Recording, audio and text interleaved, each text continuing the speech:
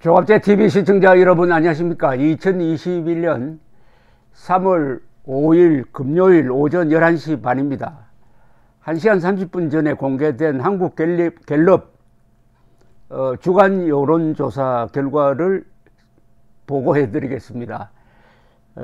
지난 3월 2일에서 4일 사이에 전국 1002명 만 18세 이상 유권자를 상대로 한 조사고요.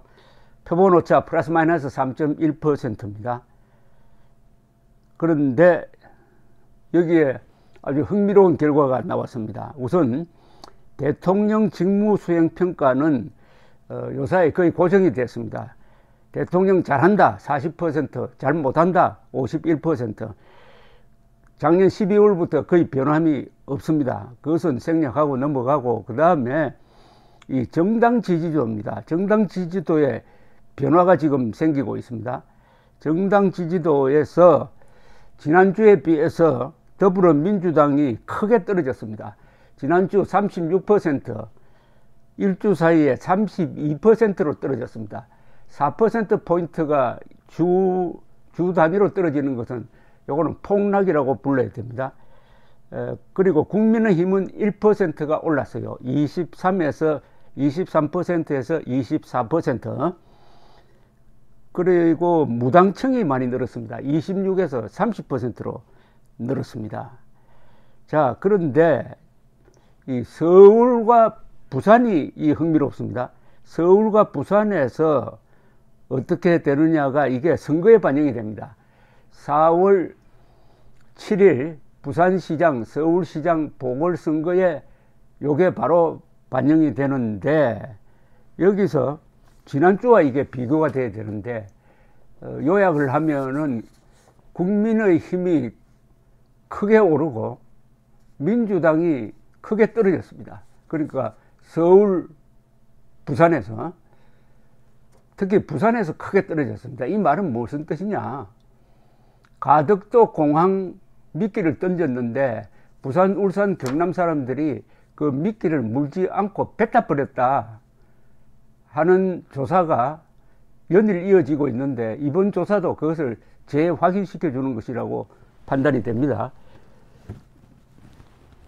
자, 우선 전주 결과와 비교를 한번 해보겠습니다. 전주와 비교해서, 이 서울입니다. 서울 전주에 국민의당은 8%였습니다. 근데 이번 주는 6%로 2%포인트 내렸어요. 국민의힘은 전주에 19%였는데 지지도가 이번에는 28%로 9%포인트나 늘었어요. 민주당은 전주가 36%인데 한 주 사이에 5%포인트가 떨어졌습니다. 31%. 그러니까 국민의힘 28, 민주당 36. 여기에 국민의힘과 국민당을 더해버리면은 35가 되죠. 그럼 민주당 31이 됩니다. 범야권이 앞서는 걸로 나옵니다. 범야권 단일화가 되면은 앞서는 걸로 나옵니다. 34대 31로. 국민의힘, 국민의당을 합치면은 34, 민주당은 31. 여기에 열린당 지지자가 민주당 계열이라고 본다면은 33이 됩니다. 결국 34대 33 비슷합니다. 비슷하면 어디서 결판나느냐? 투표율에서 결판납니다. 조직표가 중요합니다. 이럴 때는 투표율을 높여야 됩니다. 사전 투표하지 말자는 운동 벌리는 자들은 민주당 도우미 역할을 하고 있다 보면 틀림없습니다. 그 다음에 부산입니다. 부산에 이제 가덕도 공항 만든다 해가지고 특별법을 통과시키고 이 난리를 쳤는데, 이게 민심이 거꾸로 돌아가고 있습니다. 자, 지난주에 국민의당 지지율은 4%인데 이번 주는 2%. 국민의힘은 지난주에 27%였는데 이번에 6%나 뛰었습니다. 33%로 뛰었어요. 국민의힘 지지율이 33%. 더불어민주당은 지난주가 꽤 높았습니다. 35%였는데 이번 주에 들어와서 11%포인트가 떨어져가지고 24%로 폭락을 했습니다. 그거 참 희한하죠. 부산에서 민주당 폭락을 했다 이겁니다. 그 수십조나 들어가는 가덕도 공항을 만든다고 미끼를 던졌더니 베타 버리는 정도가 아니라 아예 베타 가지고 짓밟아 버렸다는 이야기인데, 더불어민주당 지지율이 35에서 24%, 국민의힘은 27에서 33, 이렇게 해가지고 그 격차가 9%포인트 됐습니다. 9%포인트. 그리고 이걸 반영해가지고 거기 가상대결에서 국민의힘 박형준 후보가 상당한 차이로 민주당 후보를 앞서는 걸로 나옵니다. 격차가 더 벌어지는 걸로 나옵니다. 이 가덕도. 어떻게 보면 좀 통쾌한 이야기죠. 역시 부산, 울산, 경남 사람, 지금 제가 설명드린 것은 부산을 포함해서 부산, 울산, 경남 지지율인데 거의 막 부산이 대표성을 갖고 있으니까 부산 민심이라고 보면 크게 틀리지 않습니다. 이렇게 되면은 또 다른 조사, 예컨대 이번 찍을 때 정권 견제냐 아니면은 정권 유지냐로 이렇게 물으면은 부산도 그렇고 서울도 그렇고 정권 심판, 정권 견제가 더 강합니다.